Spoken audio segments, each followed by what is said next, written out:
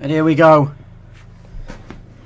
The fatal four-way begins of Nell Prince, Eoin O'Rourke, Guillermo Cruz, and who the fuck's the other one?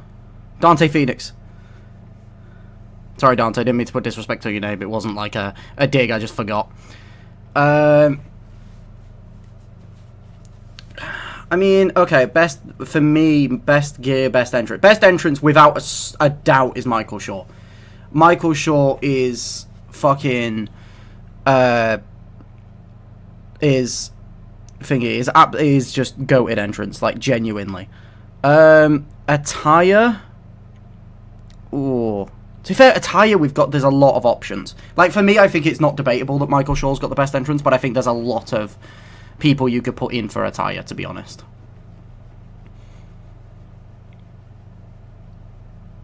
But it seems to be Eoin and Nell Prince that have been dominating so far.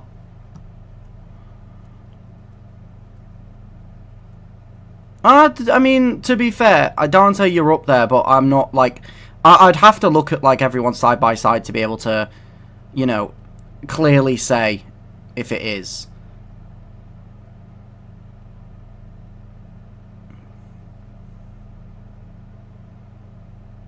That's true, yeah. In-ring attire and entrance attire is, in my opinion, two very separate votes, really, you know?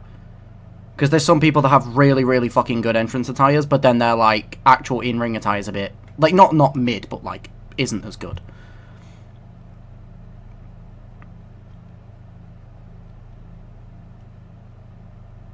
I do like your entrance, Eddie. It is up there. Oh, with a big knee to Dante. And there's fucking roll-up after fucking roll-up going on in the fucking corner. Fucking Beyblade Central there, broken up by fucking Eoin O'Rourke.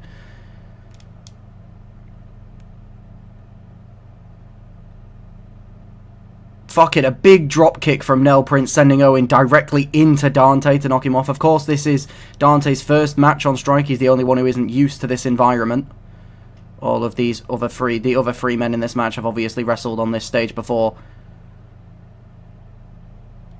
But Dante obviously learning his craft in Clash and, you know, was drafted there after the brand split.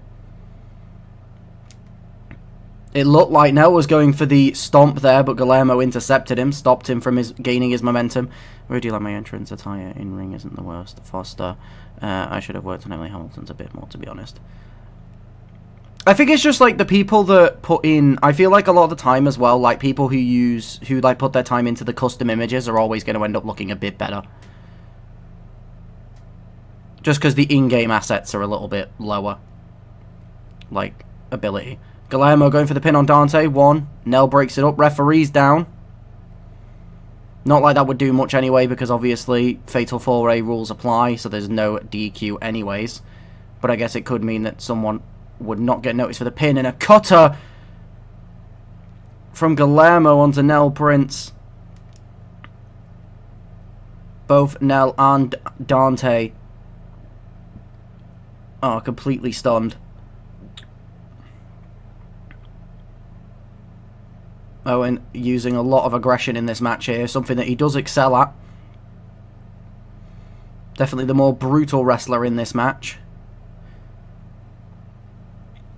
Eoin does go for the pin, but Guillermo breaks it up.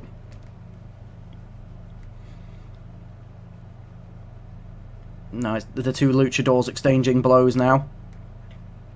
Dante with a snapmare into a big elbow. Eoin jumping onto Nell for some punches to the skull. A leg drop there from Dante. Eoin with a big elbow to the face. Goes for the pin. 1. Dante's there to break it up. Dante goes for the swinging elbow, but Guillermo misses. Obviously, 3 of these men, sorry, did appear at the Road to Glory pay-per-view just the other day. And Eoin with a last ride. Is that a last ride? No, it's not a last ride, is it? What's it called? Razor's Edge, that's the one, sorry. But Dante breaks up the pin.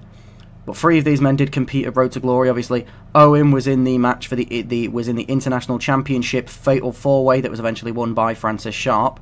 You had Nell Prince, who was in the Road to Glory ladder match that was won by Eddie Page.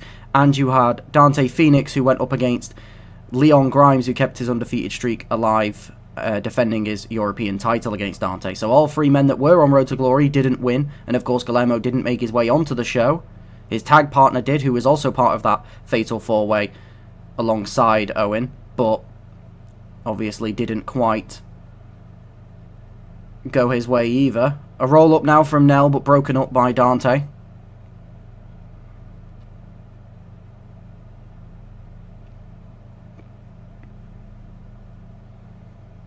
A leg takedown from Guillermo in the background, as Nell's just toying with Dante at this point. Guillermo, though, was stalking his prey, so to speak, there as he now goes to the top. A springboard moonsault. And now a Hurricane Rana to Dante. Goes for the pin. Eoin staggering to his feet and breaks the pin up just before a 2 count.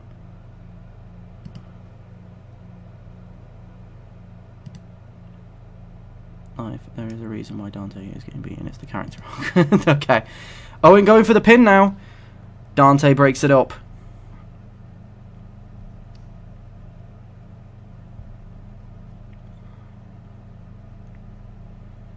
Dante targeting Eoin in the corner. Hurricane Rana from Guillermo, who steps outside the ring to get a kendo stick. Brings it in the ring. Eoin using some fast feet to go after Dante. Gets hit in the back with the kendo stick, but catches it and hits Guillermo across the stomach with it, and now across the back. And now it breaking it onto Dante, but Nell's right behind him. And Nell finally hits the stomp on his 4th attempt this match. Goes for the pin, but Dante's back to his feet to break it up. Eoin using a lot of that aggression, not shying away from the weapon usage here. And a cutter from Guillermo. Dante's right there behind him, though. And now it's Eoin and Dante standing in the ring. Dante not seeming to be paying attention to Eoin, though, as Eoin gets him up. As he drops him face first onto the ropes. And Guillermo flattens. Eoin goes for the pin, but Guillermo is there to break it up. And now Guillermo trying to steal the win, even though Eoin stood right there. Eoin kicking Dante, just isn't breaking the pin up as Guillermo picks up the win. No clue what Eoin was doing there. Maybe he thought that the move wouldn't have put Nell Prince down for the count, but it's Guillermo who comes out on top.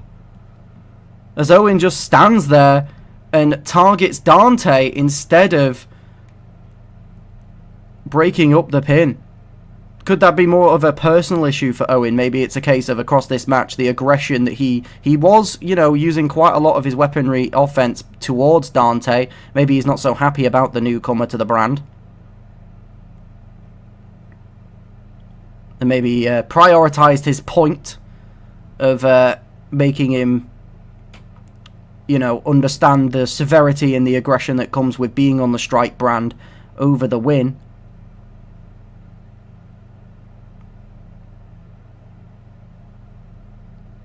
But it's Guillermo Cruz, probably the wrestler with the most ring rust here, obviously having not performed at Road to Glory.